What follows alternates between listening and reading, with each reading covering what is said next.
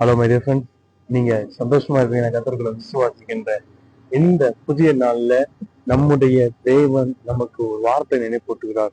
நம்முடைய வாழ்விலே நாம் சந்தித்து கொண்டிருக்கிற சூழ்நிலைகள், நம்முடைய பிரச்சனைகள், நம்முடைய பாடுகள், இது எல்லாம் நம்மை ஒருவரும் மதிக்காத ஒரு நிலை, ஒருவேளை ஒருவரும் நம்மை ஒரு பொருட்டாக எண்ணாத நிலையில் நாம் இருக்கிறோம் அப்படின்ற மாதிரி நமக்கு தோண வைக்கிற சூழ்நிலையா இருந்தாலும், ஒருவேளை எங்க பார்த்தாலும் நெருக்கமா இருக்கு, என்னோட பிசினஸ்ல நெருக்கம் இருக்கு, என்னோட வேலையில நெருக்கம் இருக்கு, என்னோட தொழில நெருக்கம் இருக்கு, என்னோட படிப்பு நெருக்கம் இருக்குன்னு சொல்லி கலங்கி கொண்டிருக்கிற சூழ்நிலையாய் இருந்தாலும், இன்றைக்கு கர்த்தர் நமக்கு கூறுகிறது என்ன அப்படின்னா, நமக்கு கர்த்தரே தஞ்சமும் அவரே நமக்கு அடைக்கலமானவர் என்று.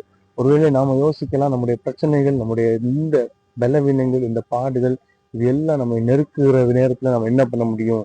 நமக்கு உதவி செய்வதற்கோ இல்ல நமக்கு தூக்கி விடுவதற்கோ யாருமே இல்லைன்னு சொல்லி நம்ம கலங்கி கொண்டிருப்போம். ஆனா கர்த்தர் நினைப்பட்டுகிறார், அவர் நமக்காக இருக்கிறார் என்று.